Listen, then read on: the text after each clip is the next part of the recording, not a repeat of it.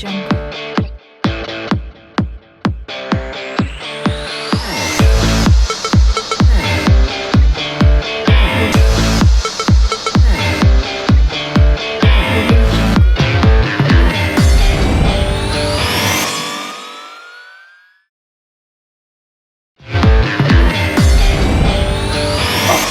très chers abonnés et bienvenue dans votre émission VDL. Aujourd'hui dans la rubrique politique pour les nuls, nous accueillons Monsieur Christian Camilo qui est avocat et analyste politique. Bonjour monsieur. Bonjour monsieur Kevin Camilo. Et notre très chère chroniqueuse, une nouvelle arrivée, Madame Sephora, c'est ça? Sephora Ravou. Bonjour. Bonjour monsieur Kevin Camilo. Vous allez bien? Très bien, merci. Monsieur Cicéron, vous allez bien? Oui, très bien. Nous sommes très fiers et très honorés d'être l'invité de cette émission pour nous adresser à la population que nous suit, essayer un peu de donner la lumière sur certaines questions juridiques et politiques. C'est notre raison d'être ici. En parlant de Je vous lumière, en remercie. en parlant de lumière, merci. En parlant de lumière, pour notre tout premier sujet, dans la rubrique politique pour les nuls, nous allons nous attarder sur la question de la gratuité de l'enseignement, la gratuité de l'enseignement de base. Et en rapport avec ces sujets, j'aimerais me référer à ma chroniqueuse Sephora Ravou. Qu'est-ce que vous pouvez nous dire sur la gratuité? Comment ça a commencé et comment on est arrivé là? L'effectivité de la gratuité de l'enseignement a commencé cette année, mais seulement. Elle est déjà dans la constitution de la RDC depuis 2005. C'est l'article 43. Alors seulement, cet article n'était pas mis en pratique jusqu'à l'arrivée du nouveau président, M. Félix Tshisekedi, qui lors de sa tournée à Nairobi, plus précisément au Kenya, a promis au peuple congolais que l'enseignement primaire sera gratuit pour cette année, donc l'année scolaire 2019-2020. Et cette gratuité de l'enseignement a commencé juste le tout premier jour de la rentrée scolaire, donc le 2 septembre 2019. D'accord, merci pour avoir dressé le tableau. Je me retourne maintenant vers notre analyste politique, Monsieur Christian Camilo, qui est avocat aussi. Dites-moi, en référence avec la question de la gratuité de l'enseignement, il y a déjà un problème qui se pose. Le problème des enseignants. Est-ce qu'on pourrait payer valablement les enseignants? D'entrée de jeu, permettez-moi d'abord d'exprimer toute ma compassion envers nos compatriotes de Béni qui sont victimes des atrocités. Je voudrais ici leur assurer tout mon soutien moral. Donc, nous devons tous nous engager pour mettre fin à ce fléau. Alors, pour revenir à votre question, vous avez demandé si effectivement le gouvernement est à même de payer les enseignants, n'est-ce pas, dans la mise en œuvre de la gratuité. Alors, nous sommes en train de constater que la gratuité est là, mais nous avons souhaité que cela puisse faire, n'est-ce pas, l'objet d'études approfondies. Vous voyez, donc on dit que gouverner, c'est prévoir. En principe, la question de la gratuité devait être discutée au sein du gouvernement, et donc le ministère du budget, le ministère du plan et des finances devaient en principe se mettre ensemble pour voir qu'est-ce qu'il faut pour que la gratuité soit effective, en ce qui concerne bien évidemment le paiement des enseignants. Et donc pour vous, au travers de cet argumentaire, pour vous, le gouvernement congolais n'a nullement pratiqué au préalable une sorte de petite commission pour étudier si la question de la gratuité de l'enseignement pouvait être réalisable. Écoutez, M. Kevin, nous sommes en train de constater que la gratuité a été mise en œuvre avec beaucoup de précipitation. Et moi, j'aimerais qualifier ça du populisme. Pourquoi je dis que c'est du populisme? Parce qu'on veut faire croire aux gens qu'on est de bonne foi. Évidemment, l'article 43 prévoit la gratuité de l'enseignement. Mais nous sommes en train de constater que le gouvernement peine pour payer les enseignants. Et cela prouve à suffisance que cela n'a pas fait l'objet d'études approfondies. Mais oui, mais il n'y a pas que les enseignants qui en payent le prix, les élèves aussi. Parce que, au cas où vous n'êtes pas au courant, le quota requis pour les élèves ont été largement dépassés dans les écoles publiques. Les élèves n'arrivent même pas à être bien enseignés. Maintenant, pour vous, qui êtes analyste politique, qu'est-ce que vous préconisez face à tout cela? Non, mais nous sommes en train tout simplement de demander au gouvernement d'être beaucoup plus, je dirais même, mature par rapport à ces questions, prendre à bas le corps la question, convoquer, n'est-ce pas, le dialogue pour effectivement trouver une solution pour la gratuité de l'enseignement. Et qu'est-ce que madame la chroniqueuse en pense? Pour vous, la gratuité, c'est réalisable? Moi, la gratuité est très réalisable. Seulement, le moment est inopportun. Cette année devait être consacrée, comme M. Christian venait de le dire, cette année devait être consacrée à la préparation de cette gratuité. Nous sortons, la RDC sort d'une très grande crise. C'est vrai qu'il y a eu passation de pouvoir, mais après, le nouveau président a pris le pays dans quelle situation? Pour qu'à quelques mois de son investiture, il puisse proclamer la gratuité de l'enseignement. Moi, je crois à la réalisation de la gratuité de l'enseignement, mais seulement, il nous fallait un grand temps de préparation. Parce que là, on enregistre actuellement dans l'enseignement de la RDC, il y a des professeurs qui sont payés, ceux qui sont non payés, il y a des nouvelles unités qui ne sont pas reconnues, et il y a des oubliés, des enseignants qui exercent leurs fonctions, mais seulement l'État ne les connaît même pas. Alors, M. Félix Tshisekedi devrait d'abord consacrer cette année, peut-être 2 ans encore de plus, pour mettre vraiment en œuvre cette gratuité. Donc, il devrait, tous ces enseignants oubliés, non payés, nouveaux unités, devraient tous se retrouver dans le lot des enseignants payés. Et ensuite, on pourrait voir aussi le bon fonctionnement, les frais de bon fonctionnement des écoles publiques. Parce que comme vous l'avez dit, on constate que le nombre d'élèves est très élevé par rapport au nombre d'écoles. Donc il fallait aussi tenir compte de ce point-là avant de proclamer la gratuité de l'enseignement. Mais sinon, je pense que cette gratuité est très réalisable, mais seulement il faut beaucoup de travail. Oui, alors monsieur Christian Kangilo, dites-moi, la proclamation de cette gratuité-là, c'est une façon de rendre ça public. Alors pour vous, c'est un acte politique ou un acte de bonne foi, en somme? Non, mais je ne peux pas d'emblée dire ici que c'est un acte politique ou de bonne foi, d'autant plus que la Constitution congolaise, en son article 43, prévoit déjà la gratuité. Et donc, tout ce que je suis en train de dire, c'est qu'on ne doit pas arriver à faire de la gratuité un événement.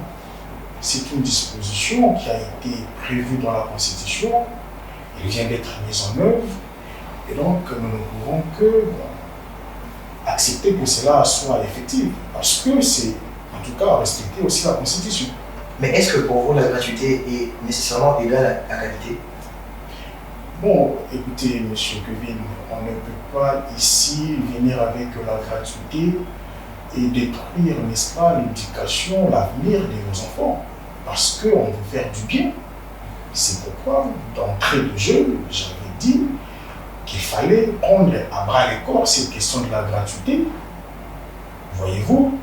Alors, discuter de cette question au sein du gouvernement, ministère du budget, ministère du plan, ministère des finances, ministère de l'enseignement primaire, et lever des options communes pour que la gratuité soit effectivement mise en œuvre. Est-ce qu'on n'est pas allé vite en besogne? On aurait dû aller premièrement par une sorte de réforme du système éducatif congolais, premièrement.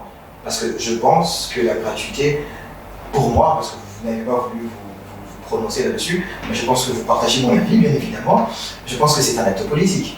En somme, pour apaiser un peu les tensions et essayer de rassembler le peuple congolais sous une même bannière, bien évidemment. Oui, vous l'avez dit. Vous rappelez même que j'avais dit ici d'entrée de jeu que c'est purement du populisme, parce que évidemment on devait aller palier par palier. On a précipité les choses, on a mis la gratuité en œuvre sans voir, n'est-ce pas, l'effectivité, sans peser tous les risques possibles. Et là, nous sommes en train d'assister, n'est-ce pas, à une scène comme telle que, bon, voilà, dans certaines écoles, les élèves étudient à même le sol. Oui, mais nous avons assisté bien évidemment aussi au mouvement de grève des enseignants qui ne sont pas payés comme il faut. Oui, tout ça c'est de la précipitation. C'est pourquoi je dis que c'est purement du populisme. Mais oui, mais dans ce cas, sachant premièrement que l'enseignement est un secteur que l'État a essayé de libéraliser, il y a des écoles privées aussi, et maintenant vous ne pensez pas qu'avec la gratuité et avec la mauvaise application de la gratuité dans l'enseignement primaire et secondaire de la RDC, on va créer des zones d'éducation prioritaire. Il y aurait maintenant une sorte de fossé entre une partie de la population et une autre partie de la population. Vous êtes du même avis que moi. Oui, bien évidemment, parce que vous savez, dans tout État, dans chaque pays, l'enseignement public a été toujours différent de l'enseignement privé. Mais pas à ce niveau. Pas à ce niveau. Pourquoi? Parce qu'au Congo, les gens se sont précipités. D'accord. Oui. Et donc, on a fait une chose, nous devons assumer les conséquences. On a fait un choix et on doit assumer les conséquences. Et qu'est-ce que vous pouvez préconiser si vous aviez aujourd'hui l'occasion de réparer cette faute?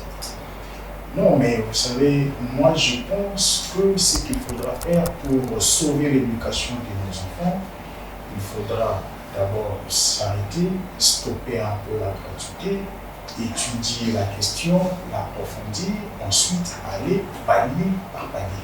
Palier par palier. Le tout premier palier serait? Le tout premier palier serait d'abord, on teste la gratuité de la première année à la troisième année. Ensuite, on prend de la troisième année jusqu'à la sixième année. Mais cela ne serait pas bouleverser un peu le fonctionnement de ces gratuités, parce que dans des écoles, on a déjà remis les frais scolaires aux parents et déjà là, au cours de l'année, comme ça, de mauvaise, qu'on arrête un tout petit peu la gratuité pour essayer de travailler encore là-dessus. Ça ne serait pas bouleverser le fonctionnement? Non, on ne peut pas bouleverser le fonctionnement des écoles ou même des institutions d'enseignement ou même d'établissements d'enseignement. Mais parce que, vous savez, il y avait déjà un système qui était mis en place bien avant la gratuité. On n'a qu'à revenir d'abord sur ce système, le temps de réfléchir, d'approfondir les études sur la gratuité et l'année prochaine, on annonce la gratuité. Mais c'est bon. Maître. L'enseignement primaire et secondaire de la RDC, vous êtes du même avis que moi, je pense sincèrement. Vous savez que cet enseignement, ce système éducatif est déjà défaillant. On part déjà sur une faille. Alors pourquoi revenir sur une même faille? Pourquoi ne pas essayer de trouver un système plus élaboré, plus adapté aux besoins présents? Pourquoi ne pas y songer? Non, lorsque je parle du système, retourner à l'ancien système, ce n'est pas que on change l'éducation de nos enfants, c'est-à-dire l'ancien système, c'est par rapport au paiement des frais, comme les parents le faisaient avant, la prise en charge par les parents, mais donc de réfléchir, approfondir les études sur la gratuité de l'enseignement. Et donc c'est ça le système dont je parle. Et donc pour vous, aujourd'hui il y a gratuité, et à quand la réforme de l'enseignement?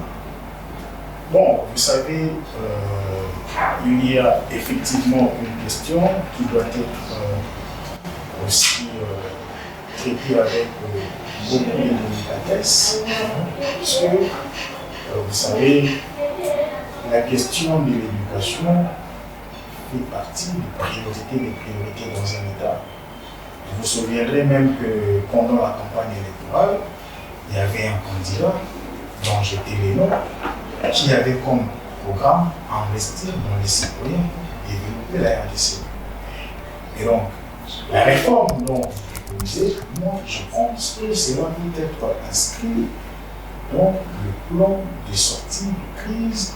On échange autour de ça, on initie des réformes à tous les niveaux, et au niveau de l'enseignement et au niveau des institutions de la République, pour doter de la République des institutions légitimes pour le fonctionnement de la République.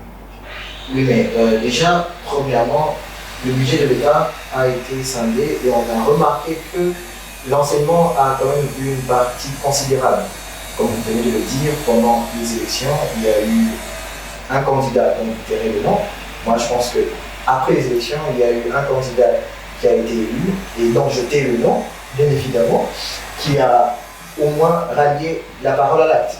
Il a quand même versé une grande partie du budget dans le secteur de l'enseignement. Donc c'est aussi une avancée considérable. Vous pourriez quand même le notifier.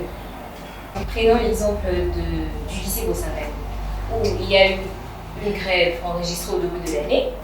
Le gouvernement a essayé de pallier à cela, mais là, il y a 2 semaines, avant le début des examens, on a encore enregistré une autre grève. Pour dire que c'était pas le moment. Le moment est c'est vraiment trop inopportun.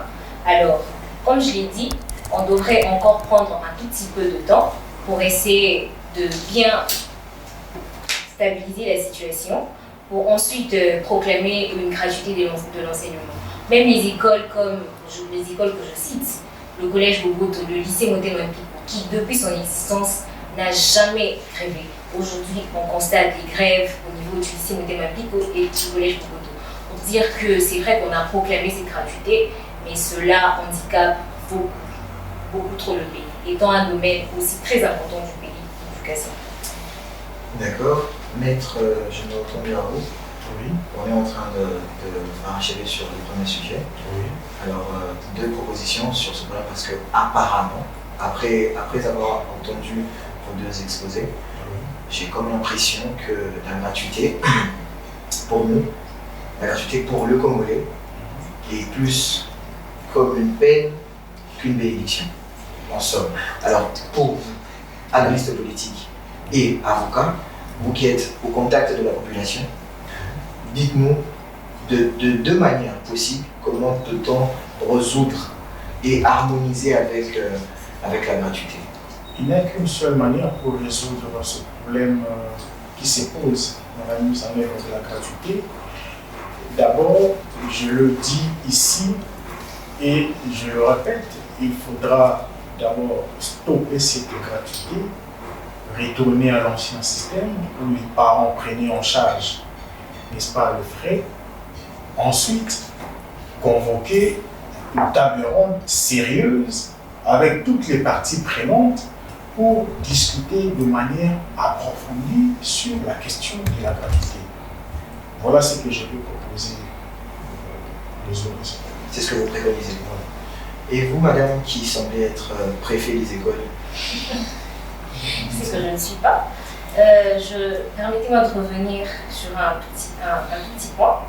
Vous avez demandé si la gratuité de l'enseignement est égale à la qualité de l'enseignement. Là, je parle d'abord comme pédagogue. Je dirais d'abord que le système éducatif de la RDC est trop archaïque. Déjà, avant la gratuité de l'enseignement, ce système devait être aboli. On devait changer les choses. Est-ce que vous imaginez qu'en 2019, après combien des années écoulées, on utilise encore des livres belges? Ça date de quelle époque? Et nous sommes à quelle époque là? Donc le système éducatif de la RDC est trop archaïque. Et s'il faut essayer de parler de la qualité et la gratuité de l'enseignement, cela ne colle pas. Je dirais que la gratuité de l'enseignement n'est vraiment pas égale à la qualité de l'enseignement. Je plains nos petits frères et nos petites sœurs qui sont à l'école primaire parce que je doute très fort de leur formation. Mais bon, j'espère que notre gouvernement pourra pallier à cette situation. Et si je dois parler d'une proposition, alors je dirais, je ne rejoindrai pas Monsieur Christian, qui avait demandé à ce qu'on puisse mettre fin à cette gratuité. Stopper. Moi, je dirais que ça serait. Je dirais que ça serait troubler le fonctionnement des parents surtout, parce qu'on a constaté que dans les écoles, on a restitué les frais aux parents. Et dire à un parent, là, au cours de l'année, monsieur, ramenez de l'argent parce qu'on a stoppé avec la gratuité, moi je dirais que c'est pas faisable. Alors, gardons cette gratuité jusqu'à la fin de cette année scolaire et ensuite stoppons avec la gratuité pour prendre du temps pour la préparer afin de mettre en place une gratuité digne de ce nom. Mais oui, mais pendant vos 2 interventions, j'ai comme l'impression que vous oubliez la victime la victime qui est l'enfant. Parce que là, vous me parlez de continuer jusqu'à la fin de l'année et d'un autre côté de stopper. Et quand on stoppe, qu'est-ce que l'on fait? Parce que là, il y a déjà un système qui a été mis en chemin. L'enfant qui est déjà perturbé, parce que là, madame qui dit le système éducatif congolais est très archaïque. Ce que j'ai déjà précisé avant est très très archaïque. L'on ne peut que changer ce système. Alors là, maintenant, l'enfant n'est pas protégé. La victime, c'est l'enfant. Oui, je dis une chose ici. Lorsque je dis qu'il faut d'abord stopper la gratuité, ce n'est pas tout de suite. Évidemment, il faudrait que l'année en cours puisse toucher à sa fin. Ensuite, on stoppe, on y réfléchit pour sauvegarder les intérêts de l'enfant. Donc, on y réfléchit pendant qu'on a stoppé la gratuité ou on y réfléchit avant que l'on ne stoppe? Non, déjà, on peut stopper parce que ça doit prendre du temps. D'accord. Voyez-vous, ça prend du temps. Ça peut prendre 2 ans ou même 3 ans. Sur toute l'étendue de la RDC. Parce qu'il faut aller palier par palier. C'est gratuité sur toute l'étendue de la RDC, bien évidemment. Bien évidemment, il faut aller palier par palier, réfléchir sérieusement, peser les pour et le contre. Si ça ne va pas, on suspend jusqu'à un certain moment et puis on relance la gratuité. On n'est pas pressé. Apparemment, elle, si, elle doit faire entrer de l'argent dans ses écoles. J'ai jamais dit que c'était Elle a lutté pour Boto, elle a lutté pour Samani. Ce sont deux points à soulever, parce que ce sont des écoles qui n'ont jamais grévé auparavant. Oui, je sais, il y a un certain Montrer leur pourcentage. handicap, Les 15%, c'était Quoi ça? l'affaire des 15%. 15 millions. Les 15%, j'ai bien dit 15%. 15%. Les 15% qu'elle perçoit sur. Ah, elle. Voilà. Les 15, pas les 15 millions. Oh, nous ne sommes pas là. Mais ça fait le 15-15 alors. Vous parlez de 15 millions. Une confusion. Nous ne sommes pas comptables. Je ne suis pas comptable, vous n'êtes pas comptable. Non, mais vous savez que cette question aussi de 15 millions, ça choque. Ça choque beaucoup, je sais. Ça choque parce qu'on ne peut pas comprendre que un parti politique qui vient de l'opposition, qui devait en principe se ranger derrière le peuple, puisse se compléter contre ces mêmes peuples. Il y a des ressources du peuple congolais. Là, 15 millions, c'est pas peu. Là, c'est en tant qu'analyste que vous le dites. Là, c'est en tant qu'analyste. Toujours en tant qu'analyste. Vous avez votre petite idée sur la question? 15 millions, Sur les 15 millions? je préfère le dire là-dessus. Apparemment, on pense à Motema Pico, à Boboto et aux autres écoles. Ouais. Et sur les 15% qu'elle perçoit. Parce qu'elle Je lutte, ne sais contre... pas 15%. elle lutte vraiment contre la gratuité. Je vis à Suisse, ça Oui, me choque de voilà. voir des situations comme Et ça. tu luttes pour les 15 millions. Et les 15%, Non. excusez-moi du lapsus. Alors, pour terminer avec ce sujet, je vais poser une dernière question. Gratuité. Difficile adaptation ou impossible réalisation? Maître. Difficile adaptation. On ne peut pas dire que la gratuité devait être impossible. Ça, c'est très faux. Est-ce que Ça, difficile c'est à- l'argument qu'il faudra balayer d'un coup de réveil. Non, difficile La adaptation. gratuité est possible, mais il faut y réfléchir et sérieusement. La gratuité est possible. Elle est possible. Pourquoi? La Constitution la prévoit à son article 43. C'est pas comme si tout ce que la Constitution prévoit, ça se matérialise. Mais ce n'est pas difficile à appliquer, ce n'est pas difficile à mettre en application. Qu'est-ce qui est impossible dans la gratuité? Non, la réalisation. La réalisation. Vous ne voyez pas que ça va nous prendre du temps et beaucoup de sacrifices et beaucoup d'argent? Mais j'ai préconisé ici qu'il faudra prendre du temps. Il faut construire des écoles, il faut réhabiliter, n'est-ce pas, certaines écoles. Il faut penser, n'est-ce pas, au traitement des enseignants. Il faut penser aux frais de fonctionnement, l'amortissement des bâtiments, tout ça c'est un coût. On ne peut pas comme ça d'emblée se réveiller bon matin, on dit que bon, voilà, l'enseignement est gratuit. Donc, Ça ne peut pas marcher. Vous penchez la balance sur difficile adaptation. Pas impossible. Difficile adaptation. Mais ça va s'arranger. Avec le Vous avez la foi. avec le Mais vous avez la foi. Non, il n'est pas question de foi, c'est question tout simplement des volontés politiques. C'est question de volonté politique. Voilà. Que les dirigeants n'ont pas. Non, jusque-là, nous sommes en train de voir, d'abord, il y a une volonté qui manquait au régime passé, et maintenant, il y a eu la précipitation et du populisme. Il y a précipitation et du populisme. Voilà. On a instrumentalisé cet article. Tout à fait, parce que ça fait déjà un argument, ça fait un élément pour la campagne en 2023. Campagne. Nous savons comment ça se passe. Et en parlant de campagne, je vais une petite assertion, je vais m'y intéresser. J'ai ouï dire que vous vouliez vous présenter. Oui, c'est-à-dire que nous sommes inscrits dans la logique Vous qui, des élections. précisez, parce que vous êtes analyste politique et avocat, mais en même temps, vous qui. Non, lorsque je parle de moi, je préfère utiliser le vous. Comprenez que c'est moi. C'est-à-dire que j'ai une petite base, si je peux la qualifier ainsi, des jeunes gens qui me soutiennent, qui m'ont soutenu depuis très longtemps, depuis la campagne électorale, qui ont soutenu aussi mes candidats et qui, cette fois-ci, veulent me voir les représenter au niveau législatif. Non, député national. Député national. Pour 2023. En 2023, il y a un préalable. D'accord. Et vous le connaissez. Effectivement. Ok, on va y revenir. Je pense que. Le préalable, vous le connaissez. Je connais très bien ton préalable, monsieur. Ne vous inquiétez C'est lequel? On va y revenir. Sur votre campagne, on va y revenir. En tout cas, ça fera l'objet, bien évidemment, ça fera l'objet d'une émission spéciale. Merci beaucoup. Je vous ferai ce petit cadeau. Et madame, vous, difficile d'adaptation ou impossible de réalisation? Difficile d'adaptation. Difficile d'adaptation. Oui, cette gratuité est très possible, mais seulement il faut prendre assez de temps pour la préparer. Il ne faut pas travailler dans la précipitation, comme l'a dit M. Christian, mais il faut assez de concertation. Et il faut aussi gonfler le budget de la RDC pour assurer la paix des enseignants et le bon fonctionnement des écoles publiques. Parce qu'on peut quand même, un enseignant ne peut pas venir. Gonfler le budget de la RDC. Oui. Apparemment, vous avez votre théorie à vous. Quelle théorie? Vous dites que le groupe politique qui est arrivé au pouvoir grâce au peuple est en train de voler ce même peuple. Oui. C'était ça votre théorie. Donc on sous-entend que vous dites que voilà, le 15 millions ont été volés de l'État. C'est très clair. D'accord?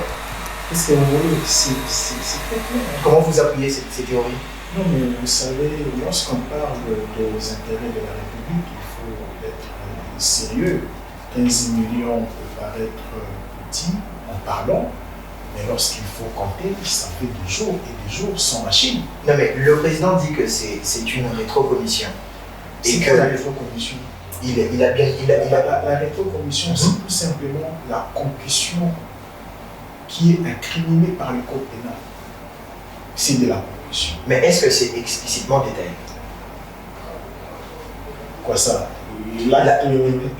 L'infraction de rétrocommission.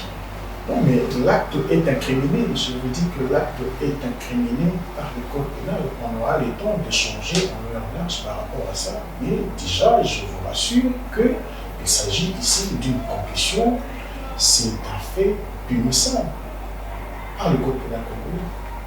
D'accord, on ne va pas s'étendre sur le sujet, vu qu'aujourd'hui, on va s'attarder à un autre sujet. Okay.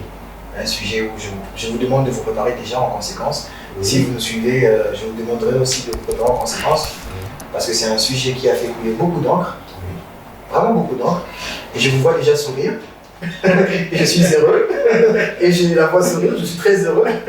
Alors, le deuxième sujet de la rubrique politique pour les mieux portera sur la question du statut du sénateur à vie au regard de la législation congolaise.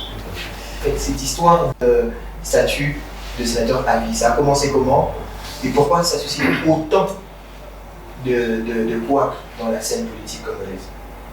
Alors, cette loi découle de la proposition de l'ancien sénateur, M. Modeste Mutinga, en 2015, mais seulement elle a été mise en vigueur en 2018. Donc il s'est passé 3 ans comme ça que cette loi a été mise au placard.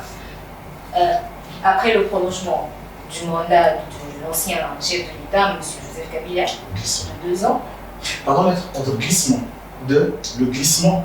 De quoi? Le glissement du mandat. Le glissement du mandat. Ok, le mot approprié. Après le glissement du mandat de 2 ans du président, de l'ancien chef de l'État, M. Joseph Kabila, quelques temps avant la fin de ce glissement, on a promulgué cette loi qui a été proposée depuis 2015. Donc, c'est les 3 ans pour que cette loi soit mise en vigueur et que ça prenne place maintenant dans la Constitution de la République démocratique du Congo, article 104, alinéa 7. Et bien pourquoi ça suscite autant de remous aujourd'hui dans la scène politique congolaise, maître? Oui, il faudra peut-être partir d'un contexte ou d'une déclaration politique, d'un leader d'un parti politique ou d'un regroupement politique, sur la question de savoir si l'ancien président était encore éligible en 2023. Voyez-vous. Alors, tout est parti de là. Il y a eu des interventions de part et d'autre. Il y a eu des doctrinaires, des doctrines qui se sont affrontées pour enfin aboutir à une conclusion que je vais exposer tout à l'heure.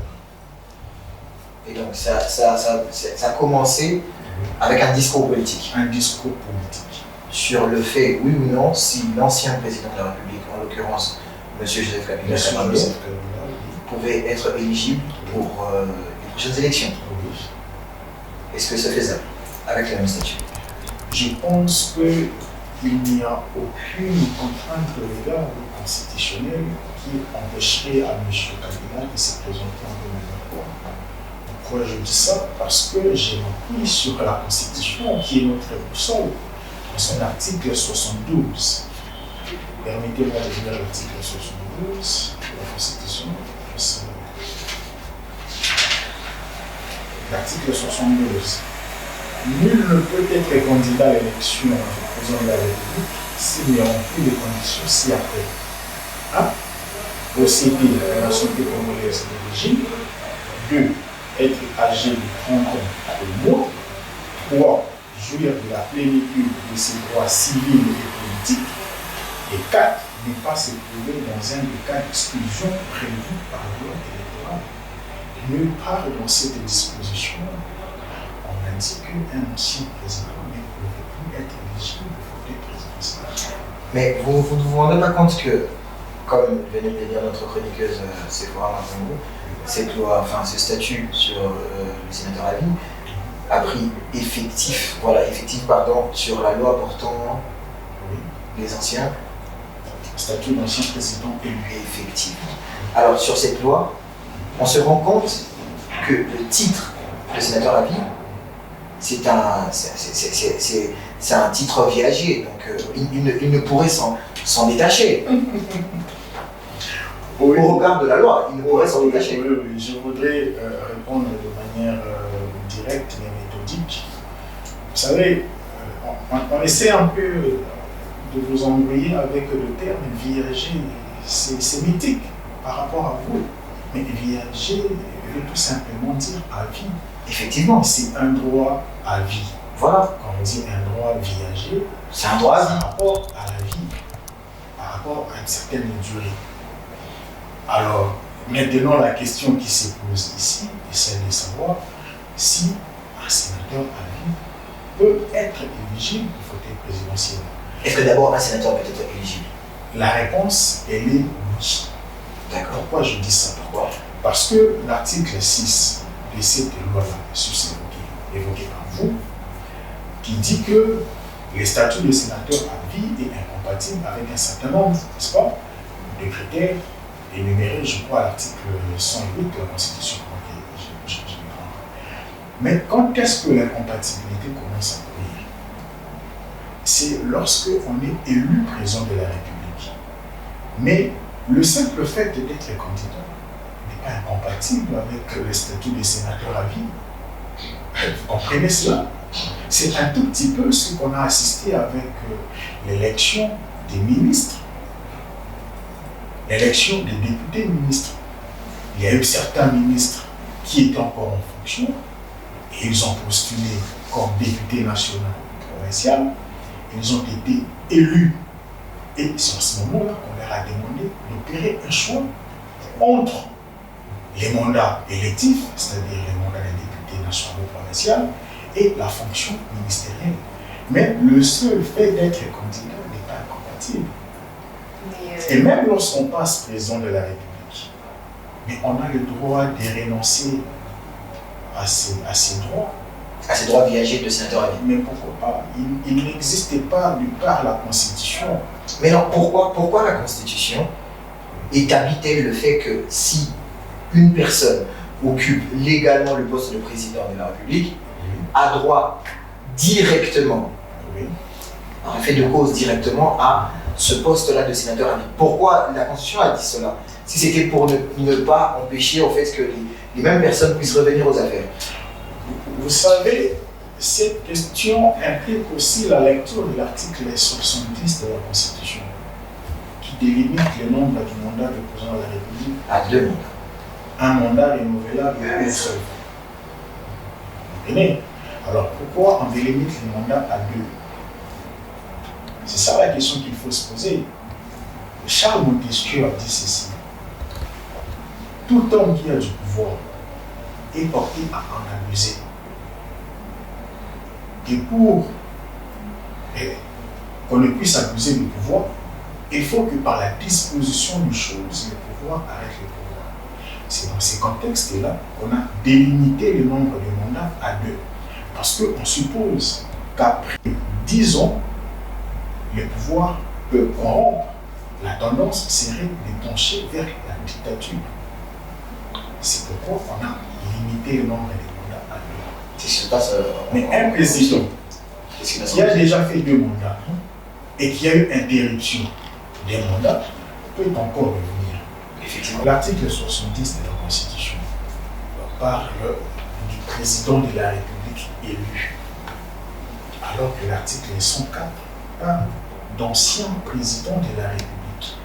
Et même lorsqu'on délimite le nombre des mandats à 2, il s'agit ici du président de la République en fonction et non d'un ancien président de la République.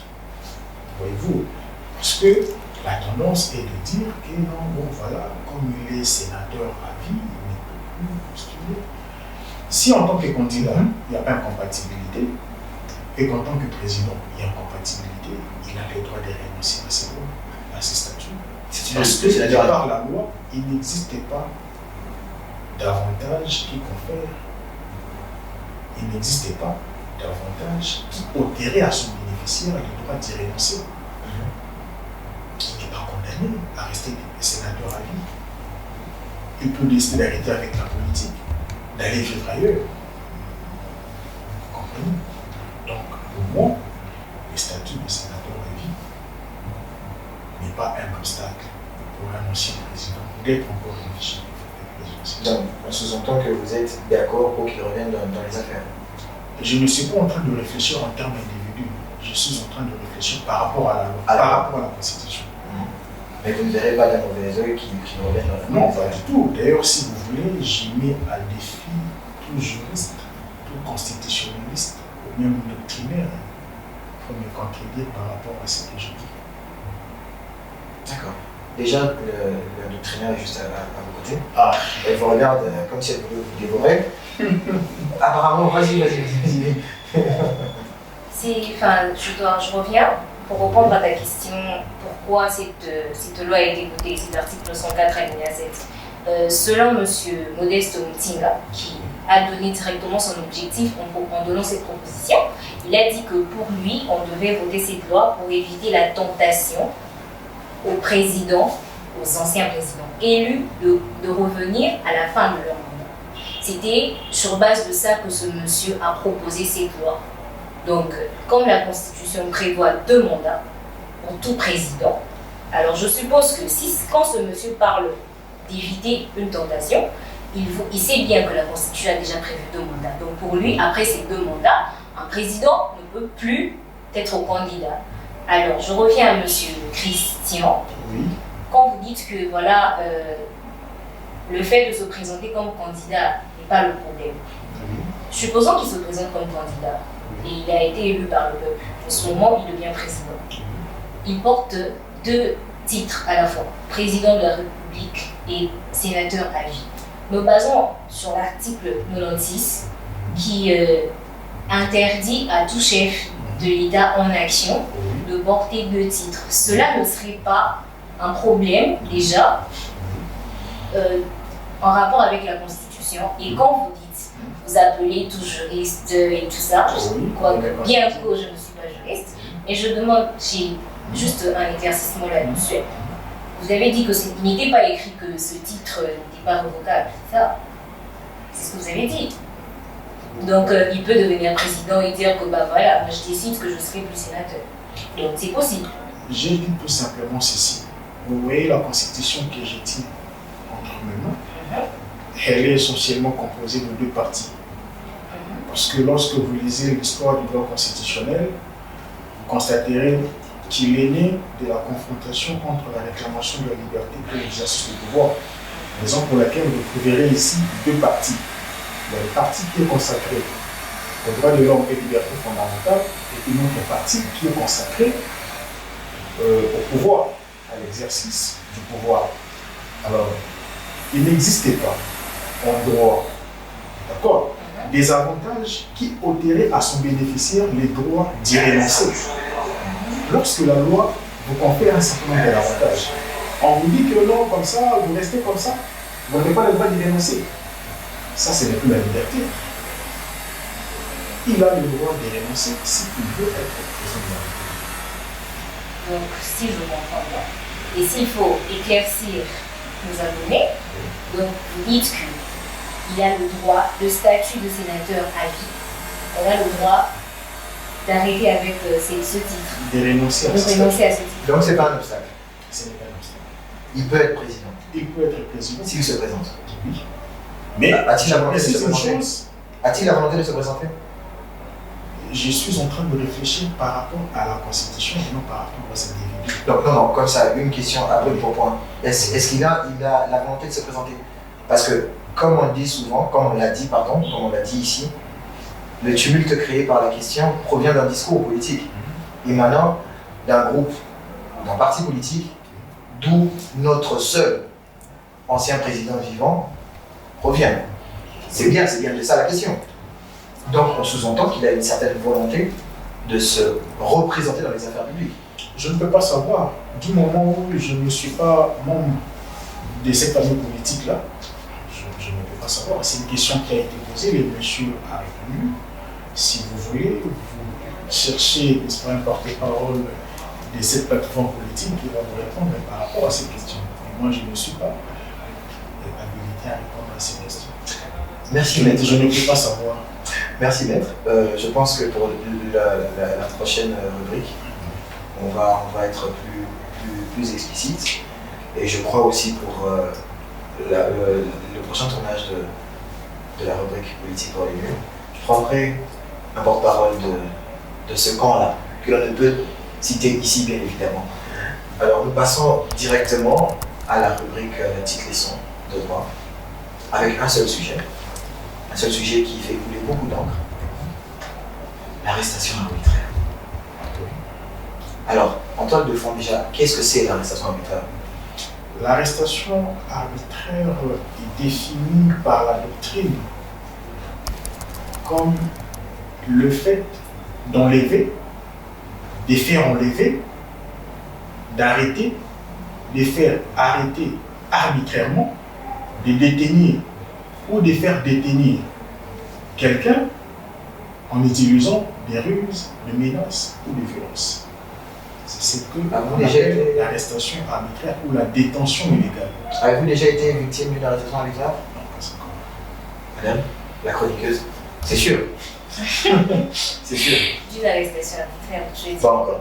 D'une violence policière, oui. Oui. On va y revenir. C'était pourquoi la violence policière?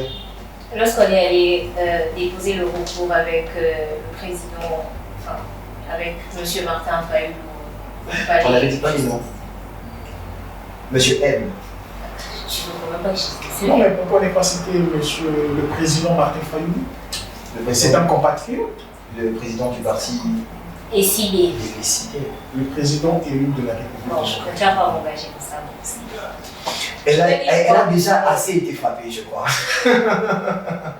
Et donc, sur l'arrestation arbitraire, donc c'est ce que vous venez de me dire. Alors, comment réagir face à une telle sauvagerie? Comment réagir face à une telle agression? Non, c'est-à-dire que la loi congolaise, en l'espèce, le code pénal congolais, incrimine l'acte de l'arrestation arbitraire, son article 67. Parce que dans l'arrestation arbitraire, il y a essentiellement 3 éléments. Il y a l'élément légal qui est l'article 67. Il y a les éléments matériels qui consistent en l'enlèvement, en l'arrestation ou en la détention d'un individu. Parce que l'article 17 de la Constitution garantit la liberté individuelle. Et donc, la détention en est l'exception. Donc, en principe, toute personne est libre de tout mouvement. Toute personne est libre de tout mouvement. Et c'est ce qui se passe ici. On peut déjà essayer de se mettre en situation. Alors, imaginez, je viens vers vous, vous êtes un citoyen lambda. Vous n'êtes pas avocat, vous n'êtes pas expert en droit et tout ce que vous êtes. Alors, imaginez, je me mets en situation, je suis policier, je vous vois, je vous arrête directement, sans motif. Comment vous réagissez d'abord, premièrement? Je réagis sur base de l'article 18. Qu'est-ce que vous me dites? Permettez que je puisse lire rapidement. Vous aimez lire, franchement. Je suis juriste, la Constitution, c'est notre ressort. Toute personne arrêtée doit être immédiatement informée des motifs de son arrestation et de toute accusation portée contre elle et ceux dont la langue est comprend. C'est sur le champ. Première chose. Sur le champ. Lorsqu'on arrête quelqu'un, on doit le communiquer d'abord le motif de son arrestation Premièrement. et ceux dont la langue est comprend. Et ensuite, lorsqu'on vous arrête, vous, M. Kevin Kama, vous demandez, vous m'arrêtez pour quel motif? Pour quelle infraction? Qu'est-ce que je fais? et c'est tout. Si on ne vous communique pas les motifs de votre arrestation, ça devient une arrestation arbitraire. Avec ou sans mandat d'arrêt? Avec ou sans mandat. D'accord. On vous arrête comme ça, sans vous communiquer. Pas de mandat d'arrêt, le policier ne s'est pas présenté. C'est une arrestation arbitraire. Donc, et dans les normes, comment ça se passe? Non, lorsque vous voulez arrêter quelqu'un, d'abord vous devez être muni d'un mandat d'amener. Assez souvent, lorsque le parquet veut mettre la main sur un délinquant ou un individu, on lance d'abord une invitation à la première, à la deuxième. Lorsque la personne ne se présente pas, on décerne un mandat d'amener, le bouton de force et comparaître par devant le magistrat instructeur du dossier. C'est comme ça que ça se passe et en droit et dans la pratique. Alors, si vous devriez expliquer à nos abonnés qui sont un peu des néophytes en politique et surtout des néophytes en droit, la nette différence entre le mandat d'amener et le mandat d'arrêt. Le mandat d'arrêt, le mandat d'amener, je le dis ici, c'est lorsque, après 2 invitations, la personne ne se présente pas devant le magistrat instructeur. Et cette fois-là, on décerne un mandat d'amener pour le prendre et l'amener par devant l'instructeur.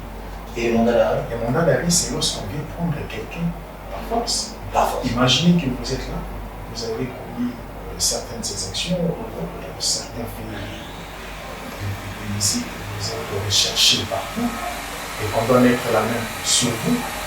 On apprend que M. Kevin Kama est passé par ma compagne, on sait que c'est sûr, il décède un mandat d'arrêt facilement, on met la main sur lui. C'est comme ça que ça se passe. Donc, c'est ça la différence entre les deux. Le terme est simple. Dans les termes simples. Et donc, quand on vous arrête sur place, si on a un mandat d'arrêt, c'est OK. Si on n'a pas de mandat d'arrêt et qu'on a un mandat d'amener, ce n'est pas OK. Et donc, maintenant, quand on est victime d'une arrestation arbitraire, comment réagir? Lorsqu'on est victime d'une arrestation arbitraire, la première des choses, c'est de porter plainte. Porter plainte contre le policier? Contre la personne qui vous a arrêté arbitrairement. D'accord. Et ensuite? Vous portez plainte. Il y a 2 situations. Il y a des situations normales d'arrestation arbitraire et des situations, des circonstances aggravantes. C'est lorsque la détention ou l'enlèvement s'ensuit des tortures ou que la personne arrêtée ou enlevée succombe par la suite. Là, il y a 2 possibilités. Dans le premier cas, lorsqu'il s'agit d'une simple arrestation arbitraire, Là, on saisit le tribunal de paix. Ici, c'est Le tribunal de paix, c'est la juridiction, j'allais dire la juridiction compétente pour statuer sur cette infraction. Mais lorsque, à la suite d'une arrestation arbitraire, il y a eu des infractions, des tortures, là, c'est le tribunal de grande instance qui est compétent, pour statuer sur cette infraction. Merci maître pour votre disponibilité sur cette question assez pertinente sur dans la rubrique l'application de droit. Je me retourne à ma chroniqueuse. Elle a une préoccupation, je pense, sur l'arrestation arbitraire et surtout sur les violences policières. Parce qu'elle en a vraiment subi beaucoup. C'est ça le prix de la démocratie. C'est ça en fait. Il faut payer le prix. Il faut vraiment payer le prix. Comme l'a dit notre ancien président, M. Joseph Kabila Kabange, il y a un prix pour tout, même pour la dignité. Il a raison. Il s'est exprimé en tant que citoyen congolais. Je ne m'y attellerai pas du tout. Alors, vous avez une préoccupation, madame? Si j'ai bien compris, j'aimerais éclaircir sur un point. Oui. Quand vous aviez dit, vous avez fait la différence entre mandat d'emmener, c'est ça, et mandat d'arrêt. Alors, est-ce qu'il peut avoir directement un mandat d'arrêt sans les deux mandats Sans le mandat d'amener? Oui, parce que vous avez dit qu'il faut déposer deux mandats avant de passer au mandat d'arrêt. Oui, lorsque il y a une plainte à charge d'un individu au niveau du parquet, on lance d'abord la première invitation à la personne. Lorsque la personne ne se présente pas, on lance une deuxième invitation. Lorsque la personne ne se présente toujours pas, on lance cette fois-là un mandat d'amener. L'amener devant le magistrat instructeur qui doit l'entendre, qui doit les verbaliser. Et Lorsqu'on lance un mandat d'arrêt, c'est pour incarcérer la personne. ah d'accord, je comprends bien. On a vu tes droits. Il faut aller porter plainte. Il faut vraiment porter plainte. Je te l'avais dit. Donc je pense que c'est tout. Merci maître. Je voudrais peut-être une particularité. Oui. Lorsque l'infraction d'arrestation arbitraire est établie, il y a une peine. La peine, La peine maximale. la peine maximale est à perpétuité lorsque la personne arrêtée succombe au décès. Par la suite, la condamnation à la peine est à perpétuité. Alors, la particularité par rapport à cette infraction, c'est qu'il n'y a pas de transaction, il n'y a pas d'amende. Je ne peux pas vous dire, bon voilà, on vous condamne, mais si vous voulez, vous payez une amende, par exemple, de 100 000 francs congolais, de 200 francs congolais. Par rapport à cette infraction, il n'y a pas de transaction, il n'y a pas d'amende. Lorsque vous êtes condamné, vous purgez votre peine jusqu'à ce que vous soyez mis en liberté. Une toute dernière question, maître. Je sais que j'ai déjà abusé de votre hospitalité et je ne veux pas continuer, mais une toute dernière question. Dites-moi, quand on est victime d'une arrestation arbitraire, bien qu'évidemment on ait commis une faute, est-ce que l'arrestation arbitraire annule automatiquement la faute ou c'est juste une façon de l'éluder en quelque sorte? Lorsque vous commettez une faute, Oui, je commets une faute, mais on vient m'arrêter arbitrairement. J'ai commis une faute, la personne n'a pas fait, comme vous venez de le dire, donner le lead, n'a pas fait des appels et tout ça, et directement, la personne envoie un policier chez moi, il ne se présente pas, il vient directement, il me prend par la ceinture, ce qui est au niveau ici, en RDC, il me prend par la ceinture et m'emmène au poste. oui, Même si au poste, je reconnais ma culpabilité, oui. mais j'ai été victime d'une arrestation arbitraire, L'arrestation arbitraire ne peut pas effacer. voilà, n'annule pas la faute. Mais qu'est-ce qu'elle fait en fait, en quelque sorte? Non, mais vous avez le droit de porter plainte. Donc je porte plainte, mais je suis quand même coupable de infractions. Tout à Je suis poursuivi. fait. Donc ça n'a- Si c'est établi, si c'est établi. Donc ça n'a aucun effet. Ça n'a aucun effet. D'accord. C'était cette petite précision qu'il fallait emmener auprès de nos abonnés. Je vous remercie encore de votre présence sur ce plateau. C'est moi qui vous remercie. J'espère que ça ne sera pas la dernière fois, maître. nous sommes à votre disposition, surtout pour la jeunesse qui nous suit en ce moment. Nous devons de temps en temps communiquer, apporter de la lumière sur certaines questions pour essayer un peu de susciter un éveil de conscience patriotique à la jeunesse congolaise qui est aussi victime. La jeunesse congolaise est victime de manipulation politique et politicienne. La jeunesse congolaise sert maintenant des marchepieds pour accéder à une haute fonction politique. À des hautes fonctions politiques. Et vous êtes contre ça? Je suis contre ça, totalement contre Et ça. vous allez lutter contre ça quand vous allez vous présenter. Tout à fait. On espère vous avoir pendant votre campagne et vous allez nous détailler ce que vous allez faire. Merci d'avoir pris votre temps pour venir chez VDL. Je vous remercie. Et madame, merci. On se revoit bientôt. VDL touche à sa fin. Nous vous laissons avec l'instant Twitter. N'oubliez pas, abonnez-vous à nos pages Instagram, Facebook, Twitter et surtout sur notre chaîne YouTube. On se revoit très bientôt. S'il vous plaît, hashtagez-moi.